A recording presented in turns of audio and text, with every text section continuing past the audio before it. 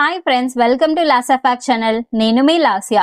Friends, technology ఓ range లో ఉన్న ఈ రోజుల్లో హత్య, రేప్, దోపిడీ ఇలా ఎలాంటి కేసులనైనా కొన్ని రోజుల్లోనే పోలీసులు ఛేదించగలరు. అలాంటిది ఓ కేసు మాత్రం పోలీసులకు నిద్రలేని రాత్రుల్ని చూపించింది.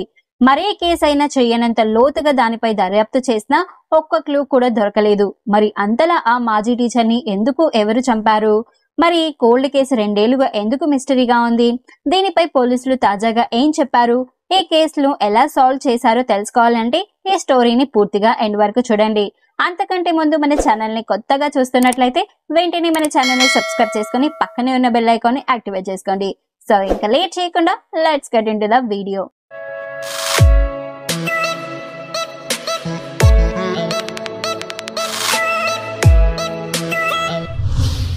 అది 2020 నవంబర్ 20. ప్రపంచమంతా కరోనా గురించి మాట్లాడుకుంటున్న టైం. ఆ సమయంలో బెల్జియంలోని 59 ఏళ్ల మాజీ టీచర్ మరియా వెర్లిండెన్ ఆంట్వెర్ప్కి దగ్గరలోని హెరెంటెల్స్ లో భర్తతో కలిసి ఉంటుంది. ఓ రోజు ఎవరో ఆమెను తన ఇంట్లోనే పొడిచి చంపారు. అలా రక్తపు మడుగులో పడి ఉన్న తన భార్య శవాన్ని చూసిన భర్తకు మతిపోయింది. ఏ శత్రువులు లేని తన భార్యపై అంతలా కసి ఎవరికి ఉంది? ఎందుకు ఇంతలా పొడిచి చంపారు? ఇది ఎవరి పని అని ఆలోచిస్తూ పోలీసులకు కాల్ చేశాడు. వెంటనే వచ్చిన బెల్జియం పోలీసులు ఆ శవాన్ని చూసి షాక్ అయ్యారు. ఎందుకంటే ఆమె బాడీలో ఏ ప్రదేశాన్ని కూడా వదలకుండా ఎవరో 101 సార్లు పొడిచి చంపారు. అలాగే పోస్ట్ మార్టం రిపోర్ట్ లో కూడా 101 సార్లు పొడిచినట్లు తేలింది. దాంతో ముందుగా ఆమె భర్తను ప్రశ్నించిన పోలీసులకు ఎలాంటి క్లూ దొరకలేదు.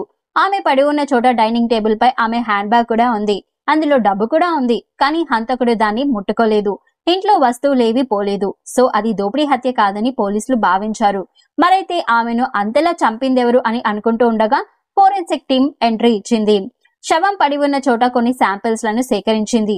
హంతకుల వెంట్రుకలు, వేలిముద్రలు, శవంపై నుంచి రాలిపడిన మృత్యు కణాలను సేకరించారు. వాటిని ల్యాబ్ లో టెస్ట్ చేయగా అవన్నీ ఒకే డిఎన్ఏతో ఉన్నట్లు గుర్తించారు. సో ఎవరు ఒక వ్యక్తి ఈ హత్య చేశారని తేలింది. మరి అతనెవరు? దీనిపై మరోసారి ఆమె భర్తను ప్రశ్నించారు పోలీసులు. తమకు ఏ శత్రువులు లేరని, తాము ప్రశాంతంగా జీవిస్తున్నామని ఆమె భర్త తెలిపాడు. చూడండి, ఏ పగ లేని వాళ్ళు అంతలా పొడవరు. ఆ వచ్చిన వ్యక్తి ఆమెను చంపాలని టార్గెట్ తోనే వచ్చినట్లు ఆధారాలను బట్టి తేలుతోంది. కాబట్టి అతనెవరు గుర్తించాలి అని చెప్పి పోలీసులు వేట మొదలు పెట్టారు. అయితే ఈ కేసులో హంతకులు ఎవరు ఈజీగా కనిపెట్టేయచ్చు అని పోలీసులు అనుకున్నారు. టెక్నాలజీని కూడా వాడేశారు.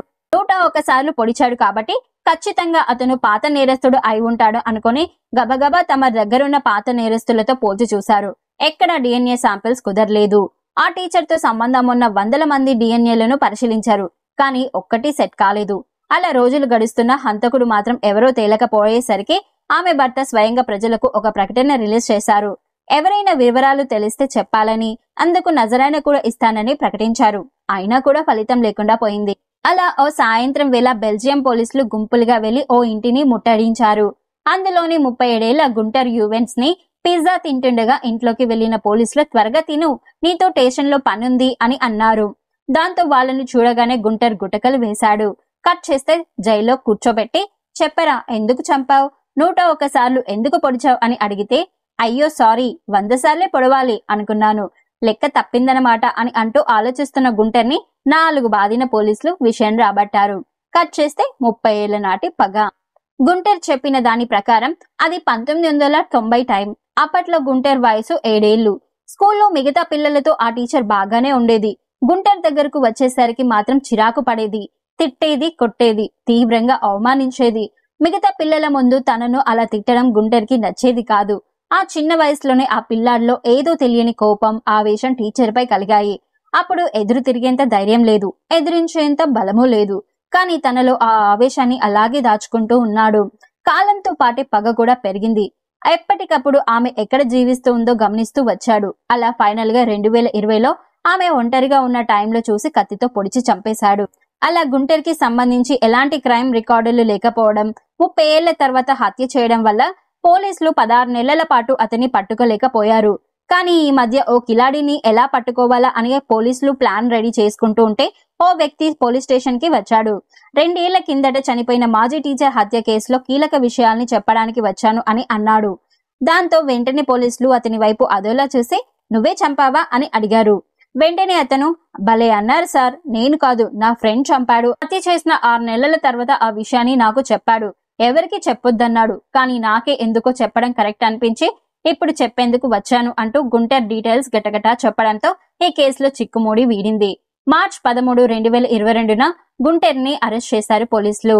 అరెస్ట్ తర్వాత తన DNA శాంపిల్స్ ఇచ్చిన గుంటెర్ తాను ఎందుకు చంపింది కోర్టులో మంగళవారం 15/3/2022న వివరించాడు.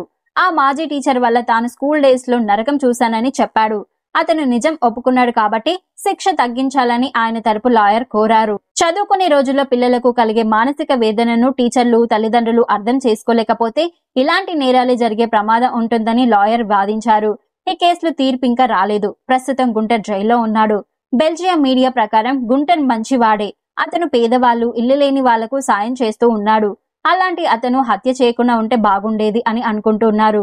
ఆ మాజీ టీచర్ ని కలిసి తాను పడిన బాధను వ్యక్తం చేసి ఉంటే బాగుండేది. అలా చేయకుండా చంపేయడం వల్ల అతని జీవితానికి అర్థం లేకుండా పోయింది అని అంటున్నారు. సో ఫ్రెండ్స్, చూసారు కదా ఈ వీడియో మీద మీ అభిప్రాయాన్ని ఏమనుకుంటున్నారో కామెంట్ బాక్స్ లో కామెంట్ చేయండి. అలాగే ఈ వీడియో నచ్చితే లైక్ చేసి, షేర్ చేసి, సబ్స్క్రైబ్ చేసుకుని నాకు సపోర్ట్ చేయండి. Thank you.